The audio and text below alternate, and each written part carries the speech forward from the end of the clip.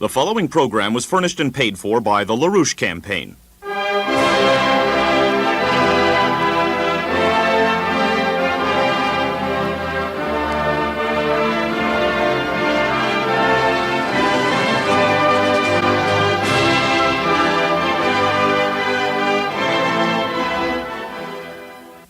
At a three-day seminar in our nation's capital in February 1982, internationally renowned economist Lyndon H. LaRouche, Jr. first announced to an audience of U.S. and foreign officials a new strategic doctrine, which would be made famous 13 months later by President Ronald Reagan. LaRouche proposed to scrap the strategic doctrine which had then ruled the United States for more than 20 years, the doctrine known as mutual and assured destruction. LaRouche proposed a new strategic doctrine of strategic missile defense, based on high-powered lasers, particle beam weapons, and related technologies already in the engineering phase or awaiting development in our scientific laboratories. Perhaps only Ronald Reagan knows who finally convinced him to announce the new strategic doctrine on March 23, 1983.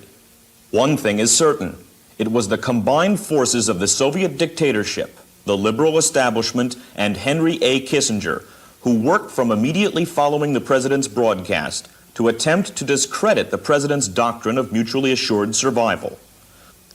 Today, Democratic presidential candidate LaRouche will tell you some of the reasons why Soviet agents of influence like Henry A. Kissinger are working to cut the only future defense against a Russian empire's sneak missile attack out of the federal budget.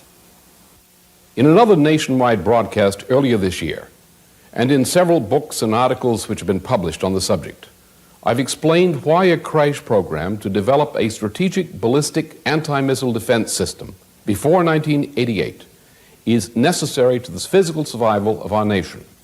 Tonight, I shall report to you on a different aspect of the same matter: why Soviet agents of influence like Henry A. Kissinger are working to sabotage President Reagan's commitments to providing the world the only possible alternative to a thermonuclear war threatened for the period immediately ahead of us.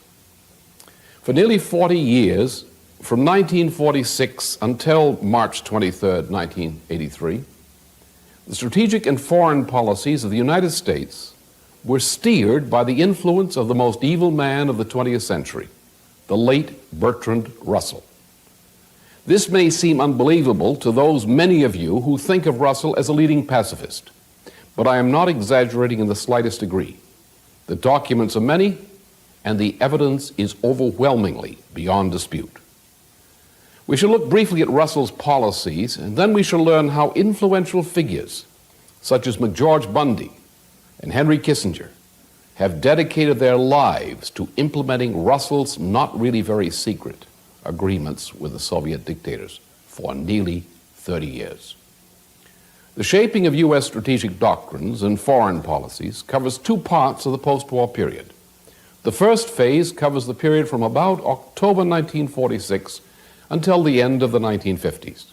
Throughout that entire period, both the strategic doctrine and the foreign policy of the United States and its allies were based on a policy which Russell published in the October 1946 issue of the Bulletin of Atomic Scientists. In that article, Russell made 2 points. First, Russell insisted that the nations, including the United States, must give up their national sovereignties. He demanded that a world government agency with a monopoly of possession and use of nuclear arsenals be established. Second, Russell proposed that if the Soviet Union refused to submit to the agreements to establish such a world government agency, that the United States and Britain must conduct preventive nuclear war against Russia. This war should begin as soon as the Anglo-Americans had sufficient arsenals of nuclear weapons to destroy the Soviet non-nuclear forces, and should occur before the Russians began to develop nuclear arsenals of their own. This preventive nuclear war policy of Russell's was adopted by the United States and Britain and remained in effect until the middle to late 1950s. Russell began developing a second version of his strategic doctrine shortly after the death of Joseph Stalin.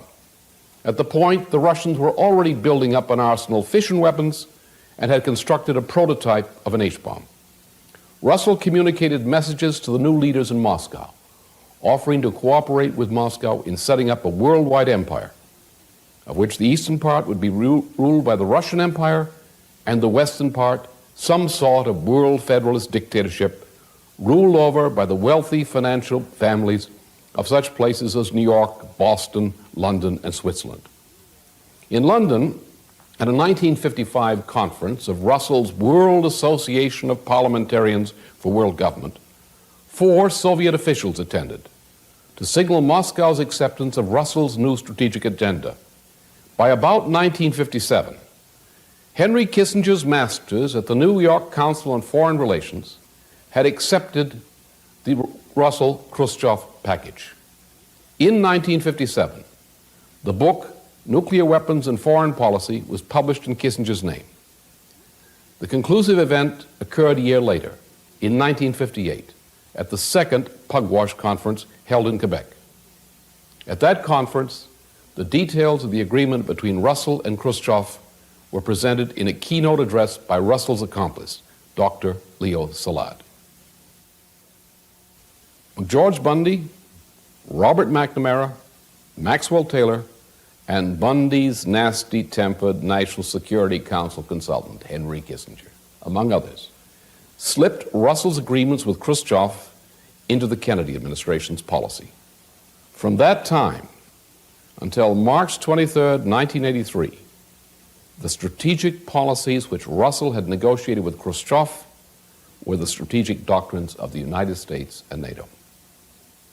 Since the late 1950s, for more than 25 years, Henry Kissinger has been one of the leading Soviet moles working inside the policy-making processes of our government, working to help Moscow in keeping the United States in submission to those Pugwash agreements announced by Szilard in 1958.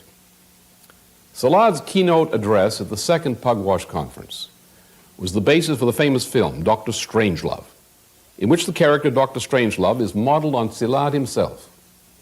To most of you, Dr. Szilard's proposals will sound like outright treason. The central feature of Russell's and Szilard's agreement with Nikita Khrushchev was the agreement to divide the entire world between 2 world empires. The first to be ruled by the wealthy and powerful financial families of the so-called liberal establishments of Britain and the United States. The second part of the world empire, the Russian Empire, would be made much larger than the Russians' division of the world negotiated during the wartime Yalta Conference. This is the so-called New Yalta Agreement with Moscow, to which Henry Kissinger and his business partner, Britain's Lord Carrington, are dedicated today. As Kissinger's article in the March 5th issue of Time magazine indicates, Kissinger is presently committed to giving the Soviet-Russian Empire not only the Middle East, but also the effective Finlandization of all of Scandinavia and Germany under Soviet regional domination. This is part of a deal for which Henry Kissinger and his friends have been working for approximately 25 years. In order to establish long-term balance between the 2 proposed empires, Szilard in 1958 demanded that both superpowers develop thermonuclear arsenals large enough that each could guarantee the nuclear destruction of the other in case of a general war between the 2. This is the doctrine of nuclear deterrence, sometimes called mutual and assured destruction, or simply MAD. However, Szilard was no pacifist. He recommended that local wars, including limited nuclear wars, were indispensable for letting off steam. He proposed a set of guidelines be adopted to permit the powers to conduct limited colonial and other nuclear wars, but with secret understandings adopted to prevent local wars or limited nuclear wars from spilling over to become general thermonuclear wars. This doctrine, set forth by Szilard back in 1958, became known as flexible response. These doctrines, agreed upon between Bertrand Russell's crew and the Khrushchev government in Moscow were smuggled into the Kennedy administration by McGeorge Bundy and Bundy's consultant, Henry A. Kissinger, as well as Robert McNamara and Max Taylor. These policies gave us the Bay of Pigs crisis, the Berlin Wall crisis, the Cuba Missiles crisis, and the long war in Vietnam. All of this was orchestrated behind the backs of our elected officials of government, excepting, of course, a few witting scoundrels. President Kennedy talked to persons such as Douglas MacArthur, an opponent of such doctrines. Suddenly, President Kennedy was assassinated. After President Kennedy ordered McGeorge Bundy to fire Henry Kissinger, Kissinger pursued his career as a participant in meetings of the Pugwash Conference back channel to Moscow, up to the point that Kissinger was inserted as a mole into the Nixon White House. In every known case, including the SALT I Treaty, the ABM Treaty, and the SALT II negotiations, Kissinger's role under Presidents Nixon and Ford was that of a Soviet agent of influence, working against the vital strategic interests of the United States and in support of secret agreements with Moscow, reached through such back channels as the Pugwash Conference, David Rockefeller's Dartmouth Conference, and the Aspen Institute. Kissinger and his liberal establishment masters and accomplices have worked consistently for approximately 25 years to aid the Soviet Empire's achievement of the New Yalta agreements worked out between Khrushchev and the circles of the evil Bertrand Russell. This is the reason that the world is near the brink of thermonuclear war today. Through the work of such people as McGeorge Bundy, Robert S. McNamara, Averell Harriman, and Henry Kissinger, the Soviet Empire has been enabled to develop the strategic capabilities to challenge directly the most vital interests of the United States. But for the sabotage of the interests and national defense of the United States by aid of such influential circles and persons, there would be no danger of an actual thermonuclear war today. To understand fully the policies of Kissinger and his kind, we must look at a second feature of the policies of such evil men as Bertrand Russell, H.G. Wells, and the cult leader Aleister Crowley. Three men who did more to destroy the United States from within, with the help of the late Robert M. Hutchins, than perhaps anyone else. To understand the motives behind Russell's New Yalta proposal to Khrushchev, one must know the bare facts about Russell's long-term utopian policies. I read you two brief excerpts now from the writings of Bertrand Russell. The first of these is a passage from a book Russell wrote back in 1923, entitled The Prospects of Industrial Civilization. See if you recognize this policy as being that of an ecologist political faction in the United States and Europe today. The white population of the world will soon cease to increase. The Asiatic races will be longer, and the Negroes still longer before their birth rate falls sufficiently to make their numbers stable without the help of war and pestilence. Until that happens, the benefits aimed at by socialism can only be partially realized, and the less prolific races will have to defend themselves by methods which are disgusting, even if they are necessary. After the war, in 1951, the same satanic Russell wrote in a book named The Impact of Science on Society. At present, the population of the world is increasing at about 58,000 per diem. War, so far, has had no great effect on this increase, which continued through each of the world wars.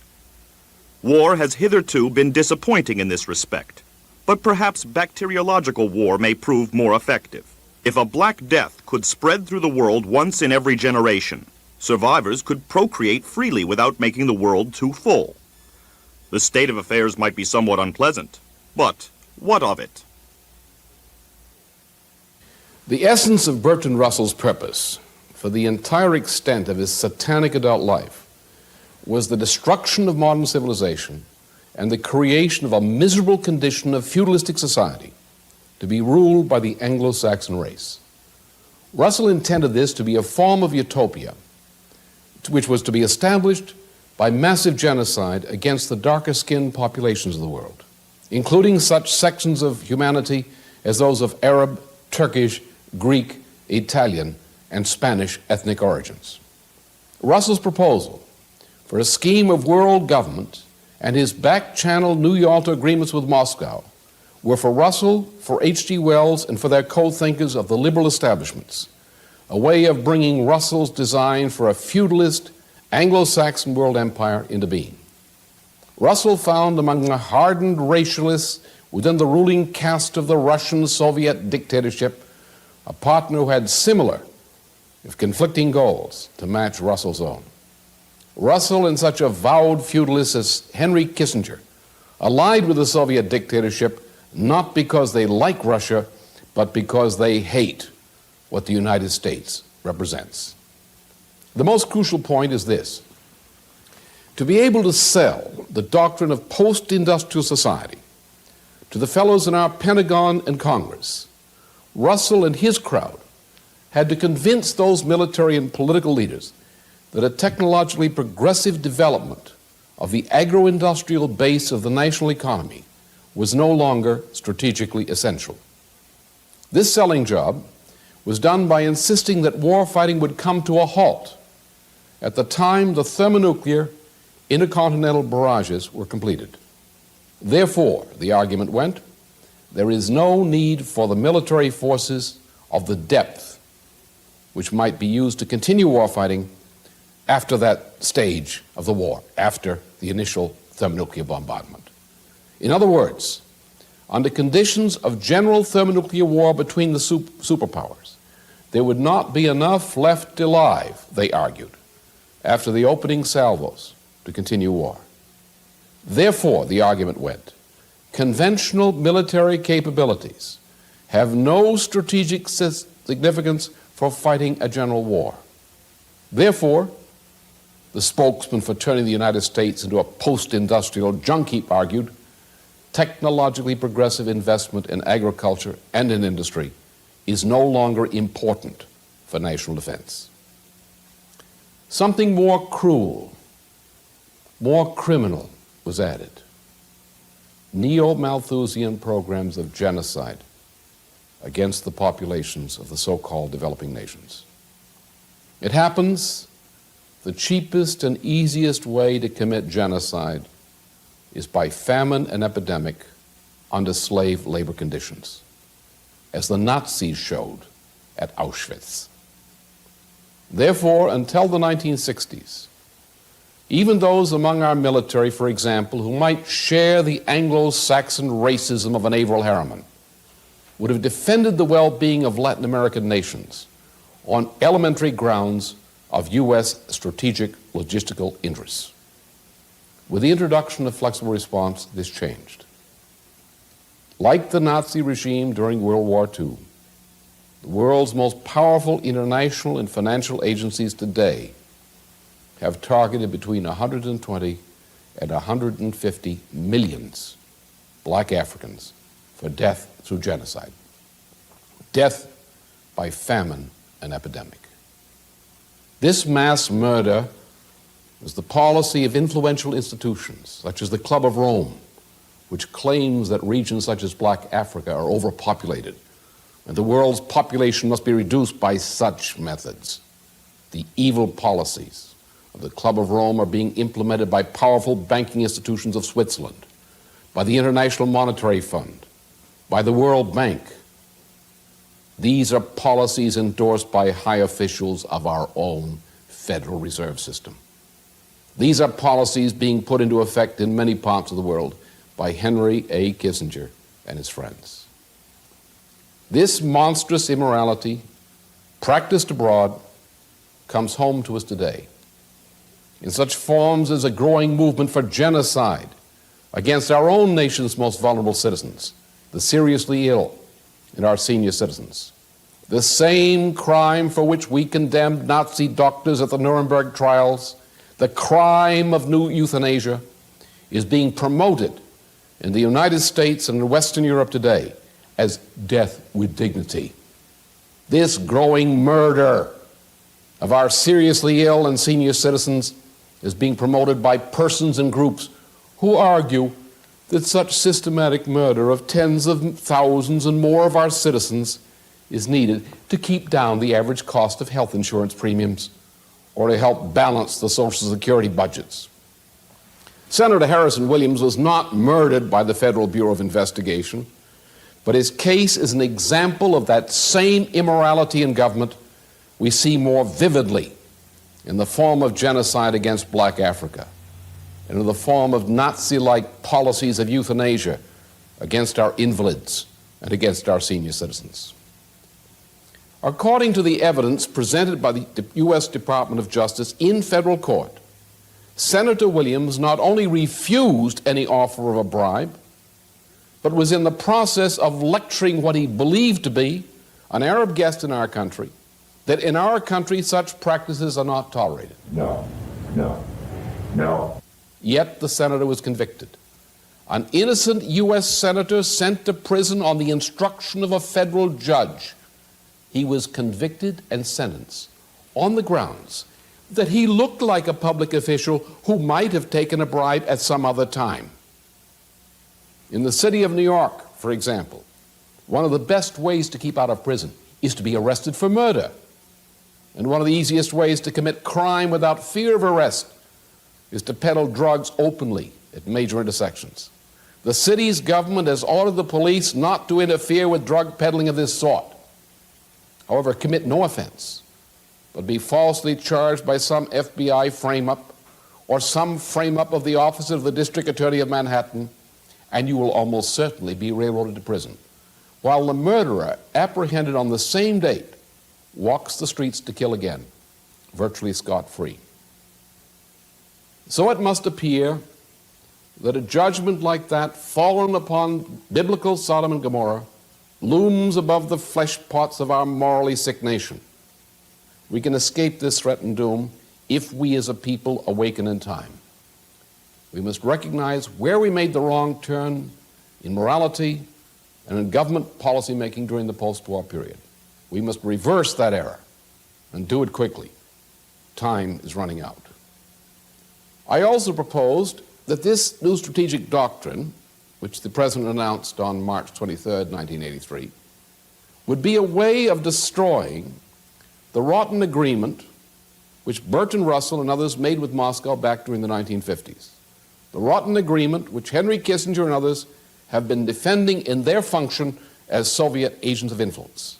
I did this for many reasons, but above all, I did it to eradicate Russell's and Kissinger's policies of Malthusian genocide by destroying the roots of Kissinger's feudalistic neo-colonialism, roots embedded in the nuclear deterrence doctrine.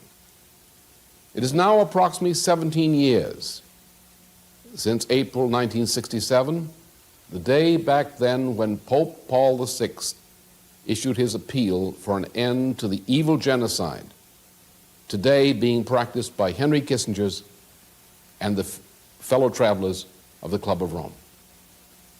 Although Pope Paul VI's encyclical Populorum Progressio is a Catholic doctrine, it expresses and reflects the very essence of the natural law of Judeo-Christian Western civilization. The essence of natural law is that every human life is sacred, and that the development of the creative mental potentialities of each and all individuals is also the sacred duty of society, and that also society must afford to each and all persons the opportunity to employ the developed potentialities in some way which contributes good to present and future generations. That no man is compelled to go to his grave like a mere beast. This is the law of equity.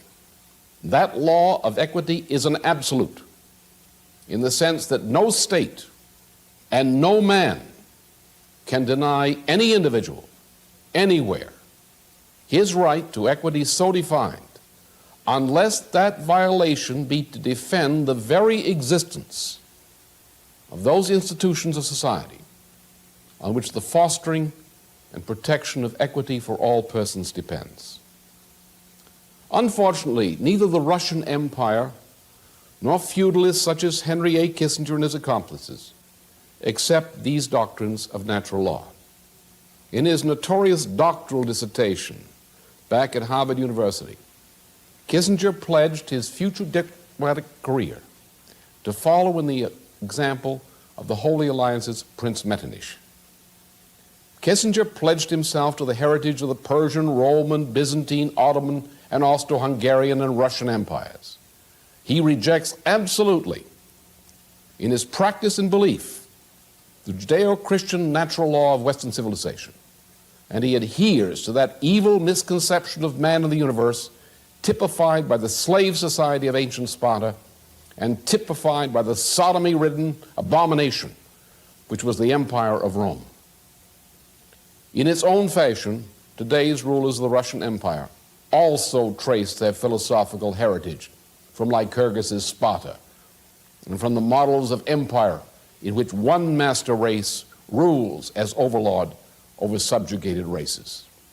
The injustice we tolerate against the peoples of Black Africa were targeted by the genocidal financial and economic policies of Kissinger and his feudalistic friends is an act of injustice which savagely violates our own most fundamental moral values.